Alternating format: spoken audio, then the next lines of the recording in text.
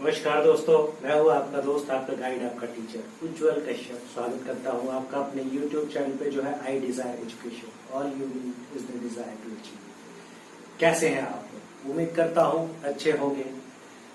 Casting की बहुत detail discussion हम कर चुके हैं और बात कर चुके हैं डिफरेंट स्टेप्स के बेसिस पे, डिफरेंट जो कॉन्स्टेंट्स हैं और डिफरेंट उनके जो पैरामीटर्स हैं उनके बारे में बात कर चुके हैं। हम क्लासिफिकेशन ऑफ कास्टिंग की और बात कर चुके हैं हम कास्टिंग डिफेक्ट्स की।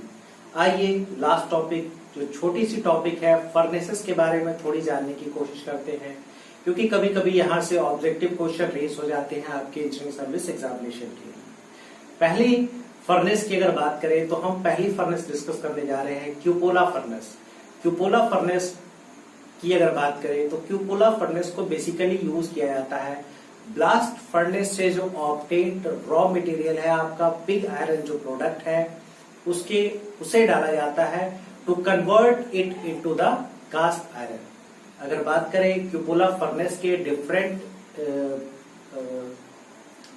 पार्ट्स की, तो डिफरेंट पार्ट्स में आपकी पहली पार्ट जो है वो टॉप मोस्ट लेवल पे अगर बात करें तो इसकी यहाँ स्पार्क एरेस्टर होती है। ठीक है, अगर बात करें इससे आगे तो यहाँ इस पॉइंट पर जैसे ही आप इस फर्स्ट स्टेक जोन के नीचे आएंगे तो इस पॉइंट पर आपकी एक चार्जिंग होल होती है। चार्जिंग होल के नीचे ये मेटल्स और कोक को डिफरेंट लेयर में अरेंज किया जाता है।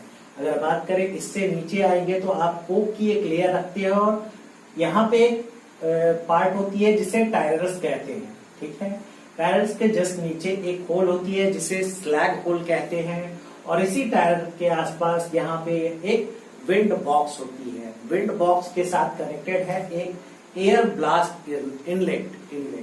ठीक है, और अगर और नीचे आए इस फिगर में तो हम देख सकते हैं कि यहाँ आपकी एक सैंड बेड है।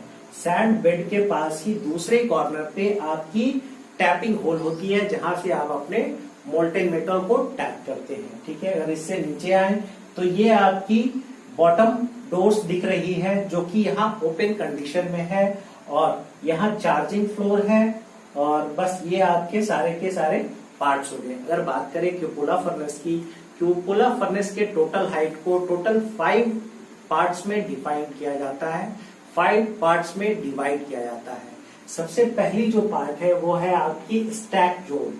स्टैक जोन के नीचे आपकी रिहीट जोन है।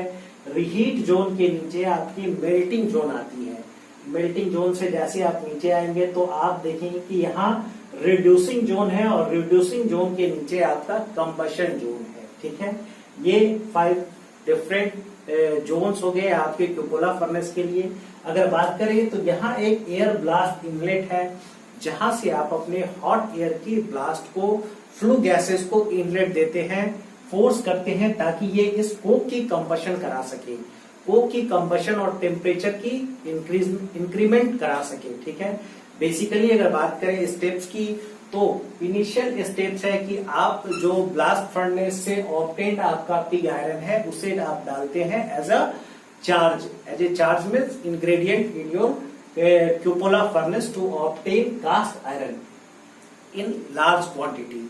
बेसिकली अगर बात करें तो इस प्रोसेस को, इस फर्नेस को यूज किया जाता है to obtain huge amount of, large amount of cast iron. अगर बात करें कुछ और पॉइंट्स की तो यहाँ अगर चार्ज की डिस्कशन हम लोग थोड़ी सी करें तो चार्ज की डिस्कशन में यहाँ जो charge as a material input आप देते हैं वो है आपकी pig iron plus coke plus flux. यहाँ फिर आप फ्लक्स यूज कर रहे हैं to create a property in your basic raw material so that it can resist the combining with the atmospheric air। atmospheric air से combine करने की जो टेंडेंसी है उसको डिक्रीज करने के लिए आप यहाँ एक फ्लक्स ऐड करते हैं CaCO3। हॉट एयर ब्लास्ट जो यहाँ दी जाती है, हॉट एयर ब्लास्ट जो यहाँ दी जाती है वो बेसिकली फ्लू गैसेस की होती है और फ्लू गैसेस की वजह से जो इनिशियल इंक्रीज इन टेम्परेचर है 200 to 400 की आप इंक्रीमेंट देख पाते हैं इस हॉट एयर ब्लास्ट की वजह से। अगर मेल्टिंग चार्ज रेशियो की बात करें तो melting to metal to fuel की रेशियो वेरी करती है 8:1। 8 मेटल हो गई, 1 फ्यूल हो गई, टू 12:1।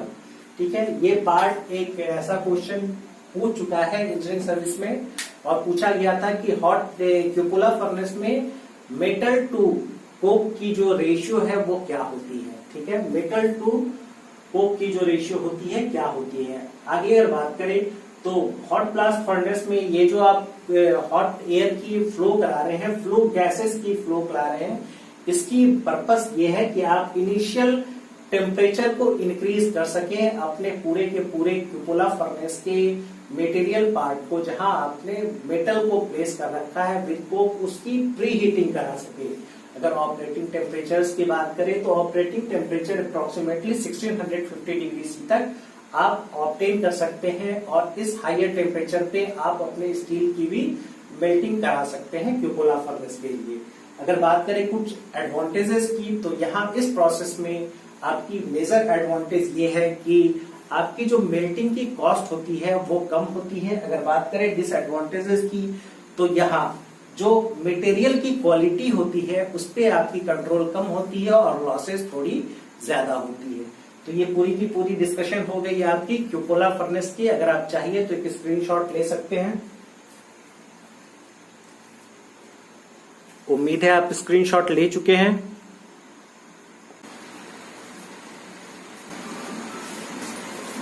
तो डिस्कस कर चुके हैं हम लोग अपना क्यूपोला फर्नेस। आइए थोड़ा जानने और समझने की कोशिश करते हैं इंडक्शन फर्नेस के बारे में। ये एक अप्रोक्सीमेट ब्लॉक डायग्राम है जो कि आपके डिफरेंट पार्ट्स को रिप्रेजेंट करने की कोशिश कर रहा है कि इंडक्शन फर्नेस के लिए। अगर बात करें इंडक्शन फर्नेस की, तो इनके अगर कुछ पार्ट्स की बात करें तो देखिए अपर एंड पे आपकी एक लिड है। लिड उस ये को कवर करती है ताकि यहां से आपकी हीट एस्केप ना कर सके, मिनिमाइज हो सके हीट लॉस। ठीक है, और यहाँ इसके बगल में एक मेटल स्पाउट है जहां से आप अपने चार्ज को डालेंगे इस कैविटी में, जहां आपकी मेटल मोल्टेन स्टेट में कन्वर्ट हो पाएगी। ठीक है, अगर बात करें इस डिफरेंट लेयर्स की, तो इनिशियली कुछ इंसुलेटिंग लेयर्स होते हैं, और इंसुलेटिंग लेयर्स के एक इंसुलेटिंग लेयर के बाद आपकी ये जो पार्ट है वो इंडक्शन हीटिंग कॉइल्स को रिप्रेजेंट करती है। ये हीटिंग इंडक्शन कॉइल्स को रिप्रेजेंट है।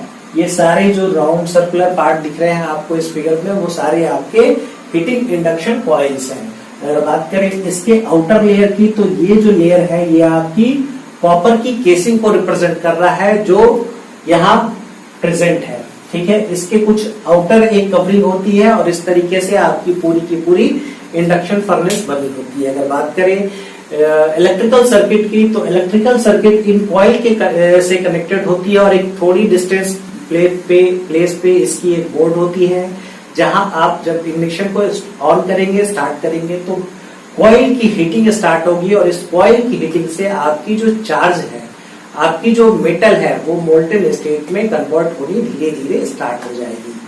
अगर बात करें कुछ एडवांटेजेस की, तो आपकी जो इंडक्शन फर्नेस है उसकी यील्ड बहुत अच्छी होती है। तो the induction furnace is having high yield. कुछ और एडवांटेजेस की बात करें तो स्टार्ट करने की जो फंक्शन है वो आप बहुत आसानी से और बहुत फास्टली स्टार्ट कर सकते हैं अपने इंडक्शन फर्नेस को।